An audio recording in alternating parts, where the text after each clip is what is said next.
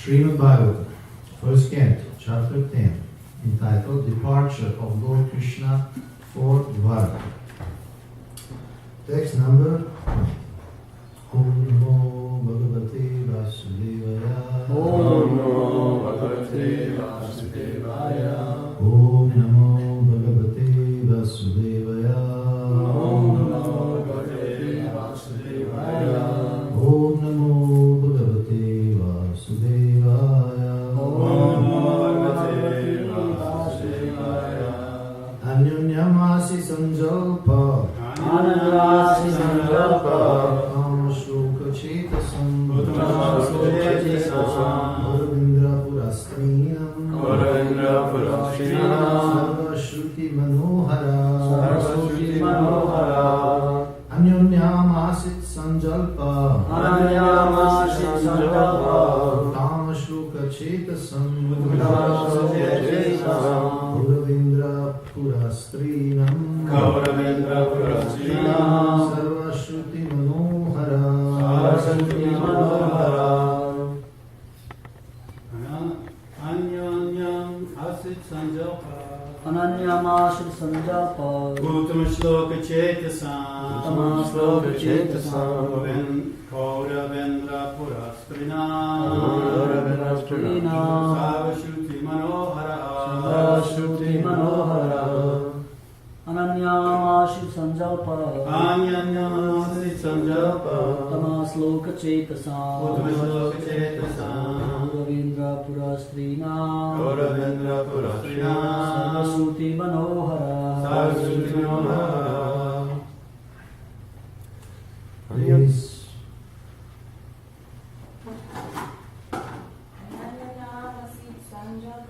Ananyamasit sanjalpa.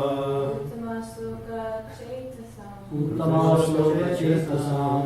Kauravendra purastrinam. Kauravendra purastrinam. Sarvashruti manohara. Sarvashruti manohara.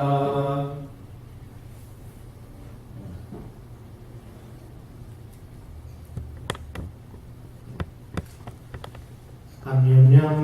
Anyonyam. Among each other. Among each other. Asit. Asit. The words. Sanjalpaha. Sanjalpa. Talking. Uttama. Talking. Talking. Uttama Shloka. Uttama shloka. The Supreme. The Who Supreme. is praised by selected poetry. Who is praised by selected poetry. Chetasam. Chetasam. Of those whose hearts are absorbed in that way. All those whose hearts are absorbed in that way. Kaurava Indra. Kauravendra.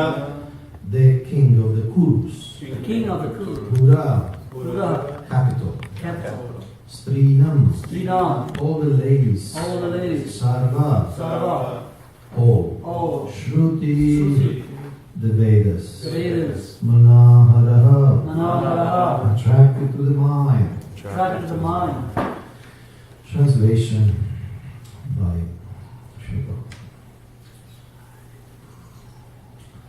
Absorbed in the thought of the transcendental qualities of the Lord, who is sung in select poetry, the ladies on the roofs of all the houses of Hastinapura began to talk of him. This talk was more attractive than the hymns of the Vedas. Purport by Srila Prabhupada, in the Bhagavad Gita, it is said that In all the Vedic literatures, the goal is the personality of God, Sri Krishna. Factually, the glories of the Lord are depicted in such literature as the Vedas, Ramayana, and Mahabharata. And in the Bhagavatam, they are specifically mentioned in respect to the Supreme Lord.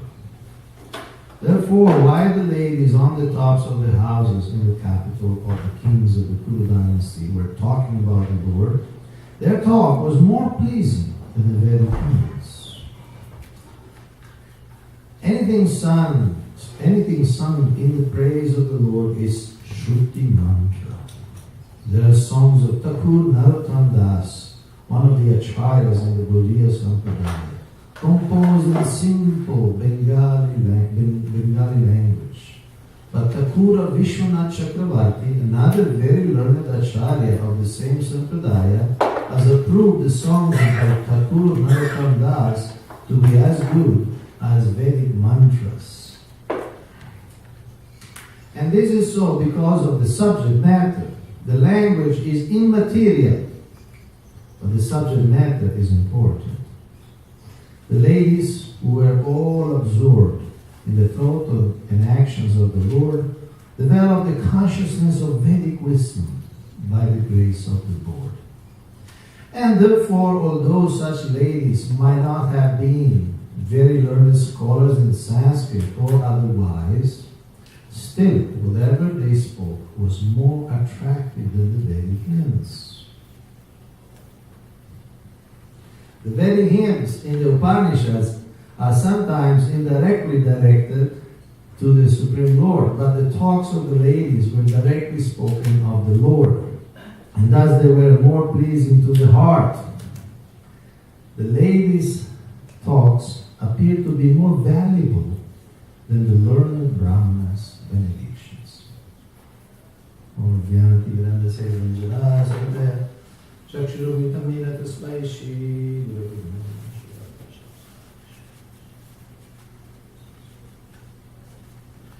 Namo Vishwadaya Vishwadaya Gurave Shivade Bhaktivedanta Swami Nidinamne Namaste Swadade Guruvadi Kusarmeni Vishesha Shunyamadi Paschatpede Shadavine Vanchakalpede Visha Vinasundrecha Patitanam Padebhyo Vaishnavebhyo Namo Namaha. Translation again, if you like to repeat. Absorb in the thought Observe the thought of the transcendental qualities transcendental qualities of the Lord, of the Lord, who is sung in select poetry, the song and select poetry, the ladies on the roofs the ladies on the roofs, of all the houses of Astinapur all the houses of Hastinapur began to talk of him. began to talk of him. This talk This talk was more attractive was more attractive than the hymns of the Vedas. than the hymns of the Vedas. Okay.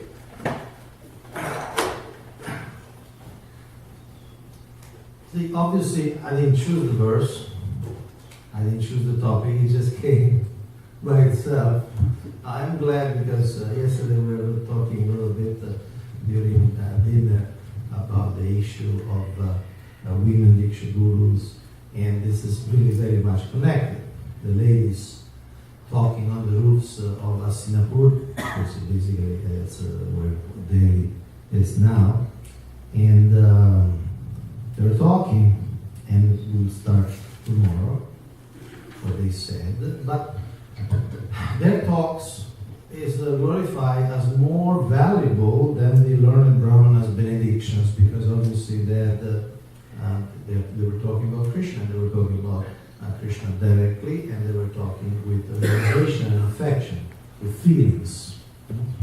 So, this idea of ladies expressing themselves, we can find throughout the Bhagavatam. Now, the first canto, we see the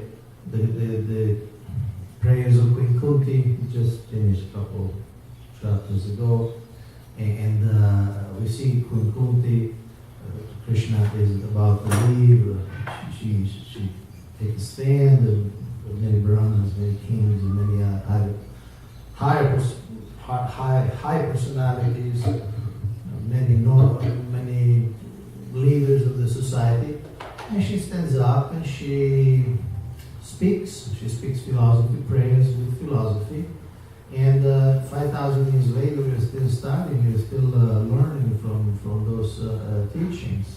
The chapter before, in the chapter 7, we have seen that controversy that arose among the Pandavas, should Ashwatthama be killed or not.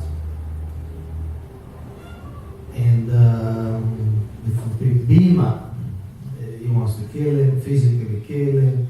Yudhishthira said no, better not. But then Draupadi speaks up. He takes a stand. He says, no, you shouldn't be killed for different reasons. In other words, she argues with husbands, if need. And then we see this phenomenon throughout the Bhagavatam. We see different teachings of different ladies, different cantos.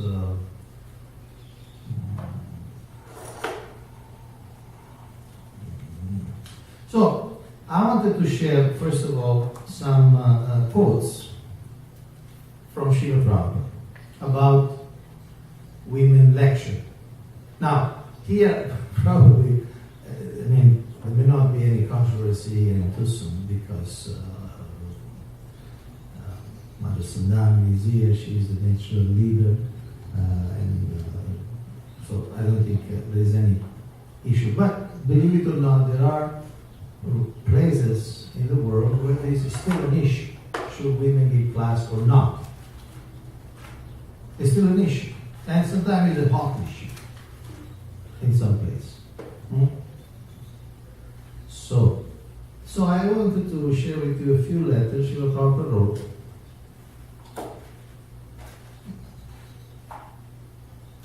Okay, the first one is a letter to Malati on Christmas Day 1974. And Srila Prabhupada writes, so you please continue your devotional service, cooking, etc. And you can also keep giving Bhagavatam class if you like. Women in our movement can also preach very nicely. Actually, male and female bodies, these are just outward designations. So one who gives class, he must read and study regularly and study the purport and realize. Don't add anything or concoct anything. Then he can preach very nicely.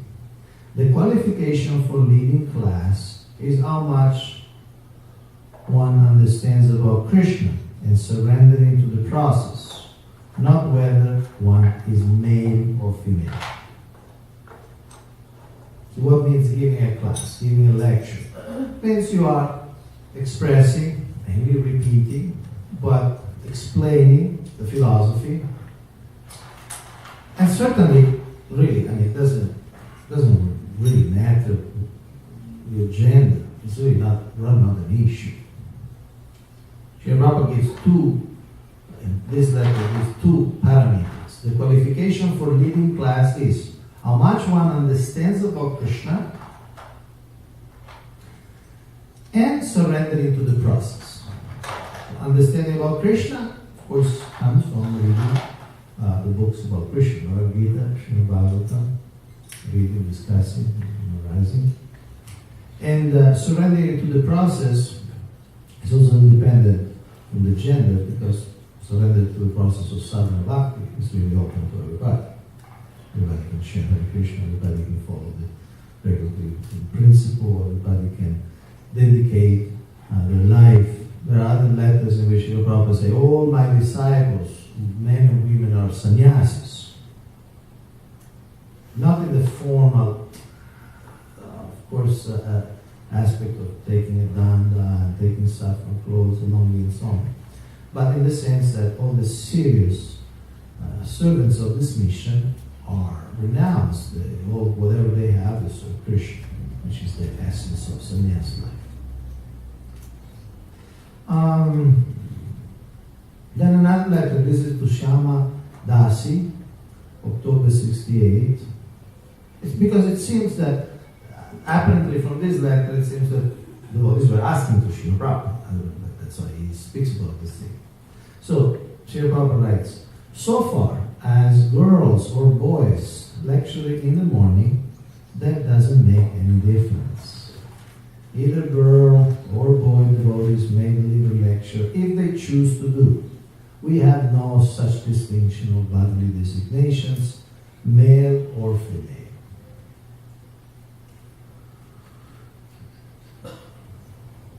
Okay, last one. There are more, but just last one. Letter to Jai Govinda. So this is a man this time. February 68. Regarding lecturing by women devotees. I have informed you that in the service of the Lord there is no distinction of caste or creed, color or sex. If a woman can lecture nicely and to the point, we should hear her carefully. That is our philosophy. A sincere soul should be given proper chance to speak, because we want so many preachers, both men and women. Srila Prabhupada said, we want so many preachers, both men and women. Certainly, the world is an illusion, the world is in ignorance, the world is in pain, and the world is in a very dangerous position. People are accumulating very bad karma, very bad consequences. They're not even aware of what they're doing. They don't know what they're doing. Actually, in most cases, they just don't know. But there's a lot of consequences accumulating. It's like when you see this clouds, black clouds ascending in the sky. You know that it's going to rain.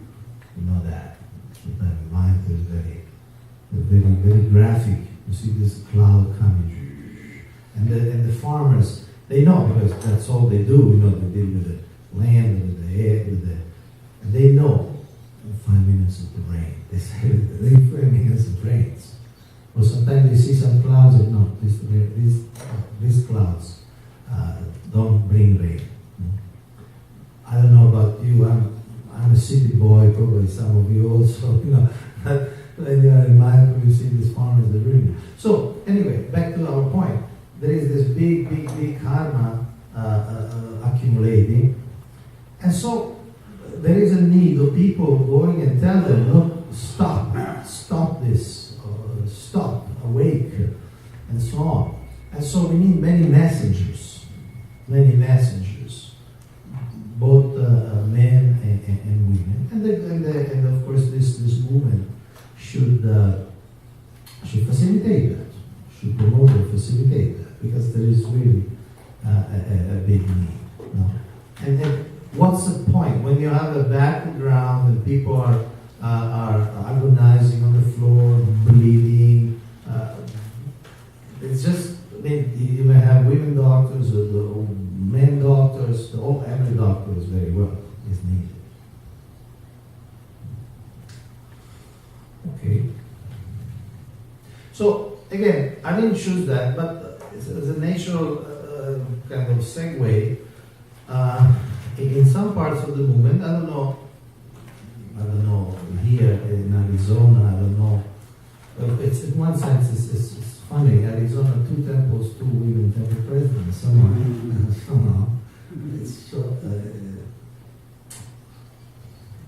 And of course, we also have a temple president, Alachra, and so on. But, so I don't think it's a major issue here. I don't know individually what people think. And obviously, people come from different backgrounds, and sometimes they have different views. But somehow, one topic that in the last few years have been engaging the minds and the hearts of many people has been this topic of women guru, women Diksha Guru. And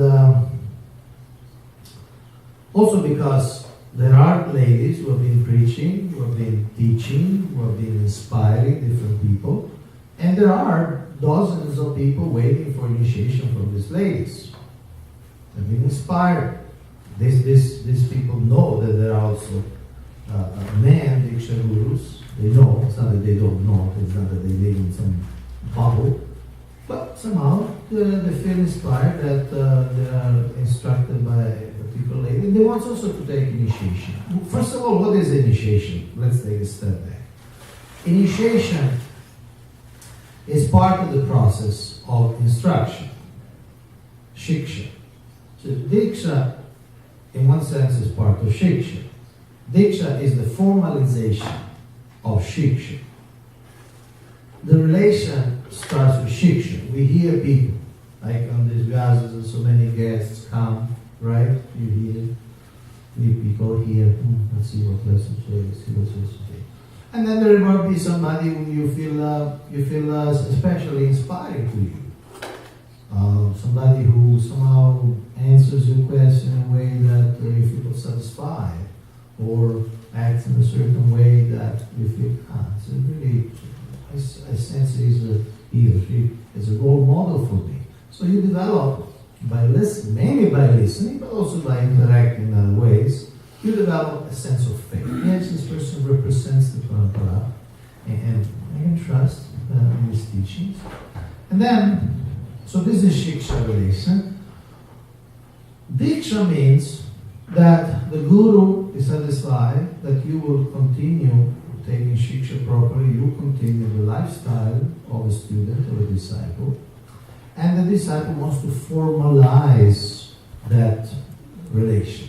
Wants to formalize, I want to be your disciple. I want you to be my spiritual guide. My primary. Then, of course, there are many other teachers in our life. But I want you to be the person who gives me birth by giving me a new name, by giving me the japa. I want to chant on the japa that you chant, and so on. So that's Diksha. Diksha basically is the confirmation of Shiksha. And then it goes on, and of course we know we have one Diksha Guru, we can have many Shiksha Guru, and in fact it's good to have many Shiksha Gurus. It's healthy, it's a community, it's a family. You can, there is a saying, it takes a village to grow a child, right? To raise a child.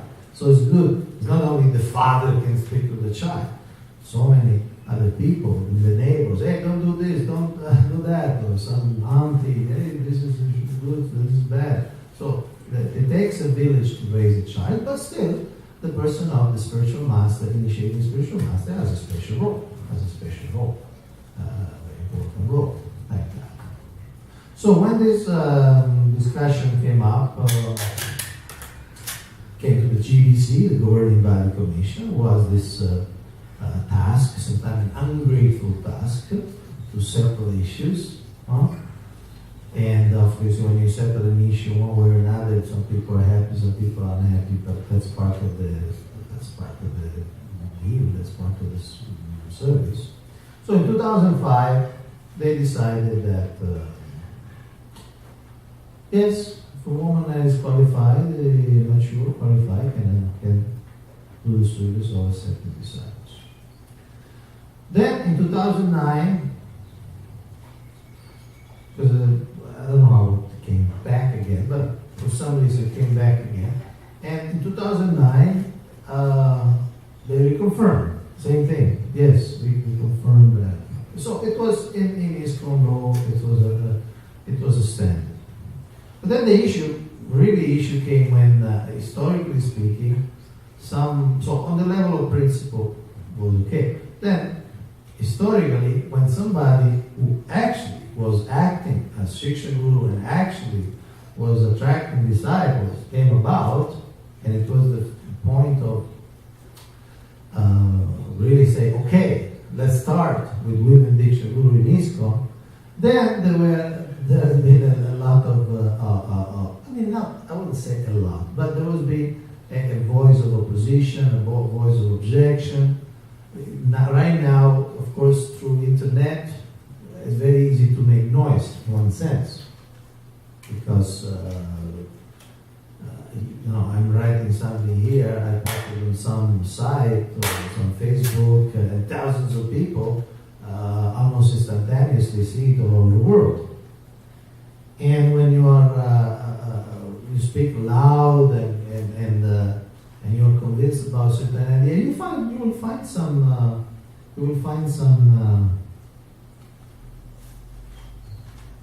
resonance. You'll find some people will also share your opinion.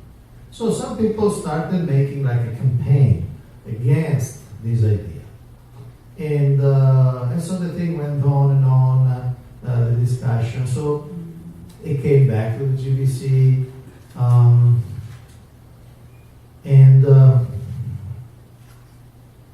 At one point, for instance, last year, February 2013, one formal proposal came to dismiss, to repeal this existing law, to take a step back and say, no, we should not have written dictionaries. And because there were other proposals on this, it was voted like you have 5 choices, you choose the one that you really want.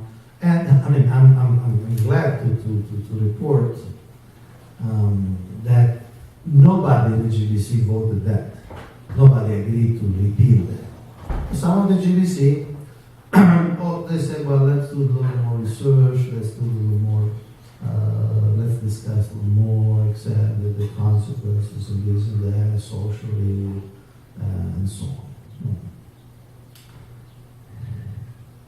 This year, in February, because some devotees said, okay, this is like a gridlock, they say? Gridlock? Some sort of blockage. Things that don't move here and there. So then, because most of the objections were from India, not that there was a swell of public opinion, but few loud voices in India were making loud noise. So just to kind of keep the peace of the family and so on, then there was a proposal to the GBC, a formal proposal that said, okay, let's start having women diction rules, but not in India. Women can initiate, but outside. And not nobody, but the GBC didn't like that. The GBC said, look, we have to, but basically, my interpretation is the GBC said, look, we have to be clear on the principle. It can't be a political vote. No, in India is not okay, in Sri Lanka is okay, or Bangladesh is okay, or this cannot be a geographical thing. Either it's a good thing, and then people all over the world may be free to choose the Diksha Guru, even if it's a woman, or it's not. So that was not accepted. Although it was really an attempt to pacify people. Okay, in India there won't be initiations. But people did not do GBC, and I like that because they really stood by the principles. You can't make just a political thing. So, okay. So now, as it stands now, GBC wants to give make justice, do justice to this topic because it's an important topic, at least socially, at least emotionally for many people. It's an important topic. I mean, many people couldn't care less, frankly. I mean, you see, you go around, some people couldn't care less, but some people feel very strongly about this topic. So the GBC wants to do justice, and they plan in October the midterm meeting in Tirupati next October. So in about 5 months. In about 5 months, less than 5 months, they already planned full days just discussing this. To come to a conclusion on themselves, the conclusion that they can all stand behind, so they can explain to the world their conclusion, and like that. And what's my role in this? This is a little bit autobiographical lecture because somehow I was in the middle of this, and around October 2012, I was asked by a senior man, a senior devotee. He asked me, why don't you address? Because why ask me? Why ask me? He asked me because I am known to be a little bit argumentative, and I come to Tucson, I show my sweet face because I'm a guest. So I'm kind of, you see my, what do you call that? Not diplomatic, but I'm a guest. No, I go along with, I see my moderate face. But in other circles, I'm known as a very argumentative person. So he asked me, why don't you address these objections? Why don't you address this point? Write something. And I thought, okay. But I thought that it would be, about 16 pages. 16, Word 5 pages. Because, okay, 3 points, okay, 4 or 5 points, 4 or 5 answers, will be finished. But then, this thing, this little paper started growing. I myself learned a lot. I did research. I learned a lot of things that I didn't know, quotes that I didn't know it existed, historical background I didn't know. I consulted different people. I extracted words from different sannyasis, gurus, historical references, and so on, interviews and things. And so this little paper started growing, and it became a book. And so, I published, and really, my mood was not really like a commercial, what do you call, I didn't write the book to make money, mainly to really make a research and share this research. In fact, the book is free online. The PDF form is free online. And so this book came out, and I have a few copies here. I mean, it may sound as an advertisement, which to some extent it is, but I have a chance, I'll speak. Let me take it further if you want.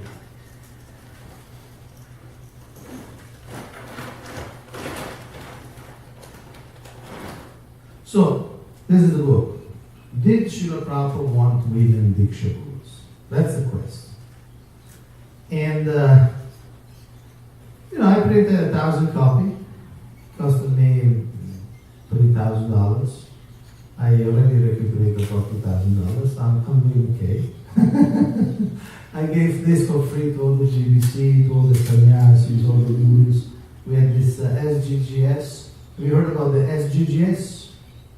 Never heard.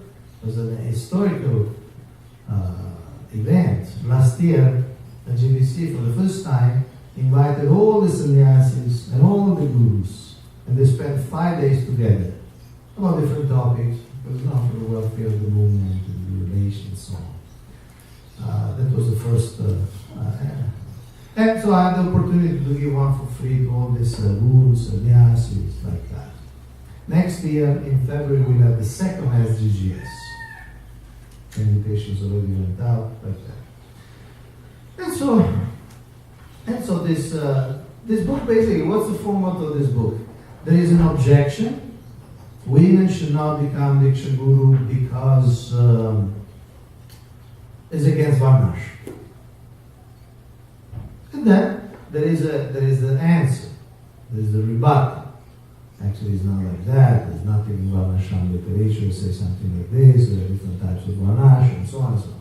So, anyway, it's I took it as a public service. So I printed the book. Somebody wants it's a donation. Otherwise, you want the free copy. It's downloadable for free on the topic. But when I saw this morning the verse, it's about women talking, and it's more valuable than the brahmanas and this. I thought, let me say something about this. Okay, so that's it. We have about 7 minutes left. So if there is any question or comment, yes.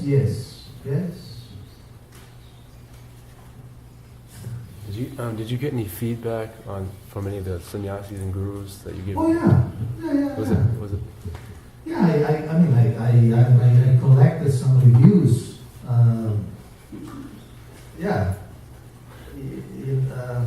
collected some reviews. liked it.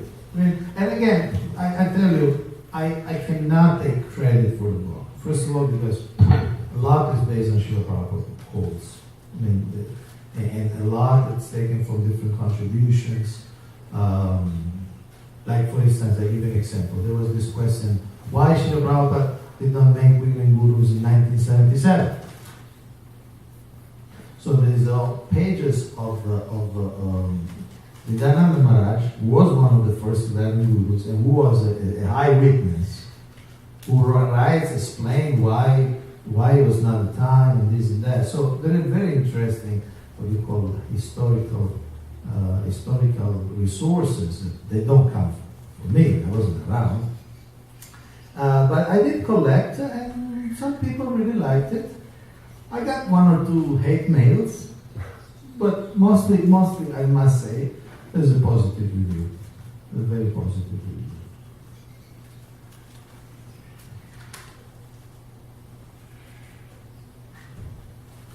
Yes. Prabhu, thank you very much for the class. Can you explain what the word Kauravendra means in relation to this verse? Oh, the Indra means the king, the Kurus of the dynasty, or the Kuru dynasty, the king of the Kuru dynasty. So there's the capital, their capital. Kauravendra Pura Strinam. Strinam, ladies of the capital of the Kurus. So Kauravendra is capital of Kuru. No, Pura is the city. Okay. So the Pura, Strinam, the subject Strinam, the ladies of the capital of the Kauravas, the Kurus, Kauravendras. Okay. Right. Thank you. Did GBC appoint someone, maybe as a initiating guru so far? Or? And the women? Yeah. Not yet, but they're getting there. They're getting there, not jeez. There's one that's kind of first in the queue. Yeah, certainly. One is certainly first in the queue, and there are no, we would say, doubts about her character or qualifications. So it's not really, the discussion has not been about her, it's more about the principle, like that. And in fact, my sense is that a lot of these objections, a lot of this controversy arose because she's there ready to follow. So it's not just a theory. It's happening, and so some people became very alarmed that they think that this should not happen like that. We touched on this a little bit yesterday, but how do they reconcile, so many women, like the GBC, or people that are kind of against? There's so many prominent, whatever, they're Mayavadi or women gurus, and especially in India, where they're so popular and, where they have millions of followers worldwide. So how do they just think that's Kali Yuga and that's just a symptom, and, we're not going to follow in their footsteps? If you ask me, I need to say that many of these arguments, most of these arguments, or I would say even perhaps all of these arguments, they're not very rational. I mean, they're not very well thought. They have emotional content. The strategy, either planned or unplanned, the strategy is more the mood, of course, different people spoke, but it's more like creating fear, not fear-mongering, like creating alarm. Oh, has this happened? Is the end of a civilization, Vedic civilization, and so on and so forth. So, again, there is a lot of content, emotional content. In terms of rational content or scriptural content, I've seen very little. And this is an example. How can you say in India there are so many Indian women gurus that are there? Not only that, but even if you go in our sampradaya, There are records of dozens of ladies who served as a Diksha Guru in our Sampradaya, Gaudiya Vaishnava Sampradaya, throughout the last 400 years. And it's all the more remarkable because certainly in the previous centuries, the women in India were not going to the university, or they were professionals, and so it's all the more remarkable that in our Sampradaya there was this established role, and it was in India. So therefore, see, yes, I mean, you raise an obvious point, but somehow some people, I don't know, they don't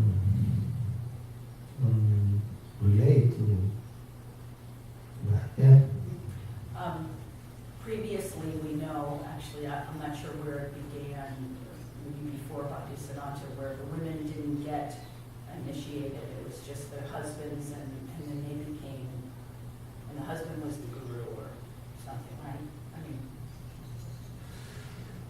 You see, the history of initiation, there was a lot of, in some places the Madhvas, they still do this, the same stuff, something. I'm not sure if this was, or up to when this was part of our Sampradaya, if it was ever part of our Sampradaya, that, okay, it's just the husband is initiated, the woman is initiated. There is something to be said about the process of initiation that has been an evolution or development or throughout the centuries. Like Srila Prabhupada mentions in the Chaitanya Charitamrita how, for instance, in the Gaudiya Sampradaya, the Brahma Gayatri was not given.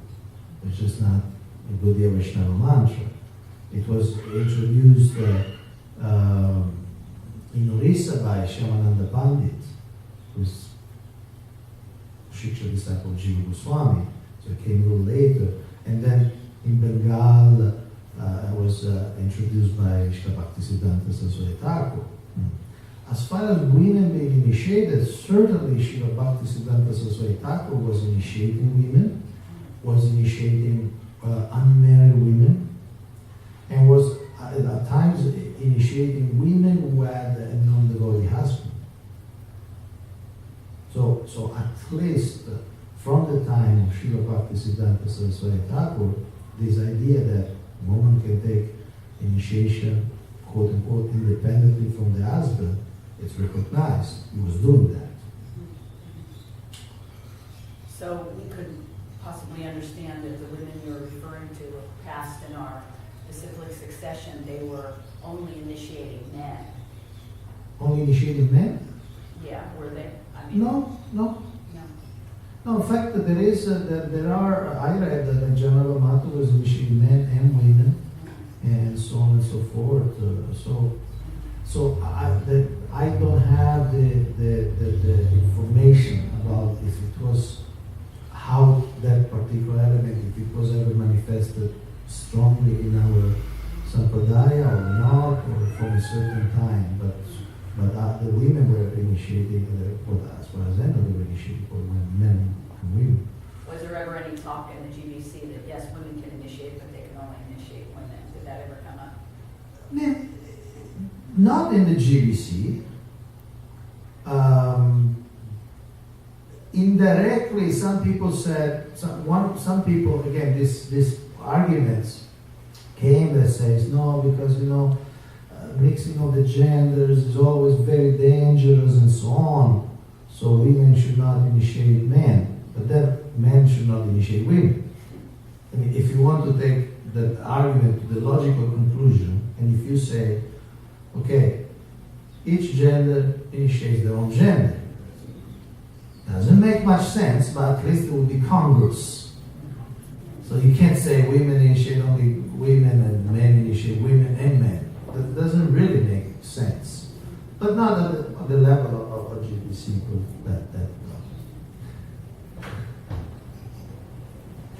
Our time is up, so I should stop here.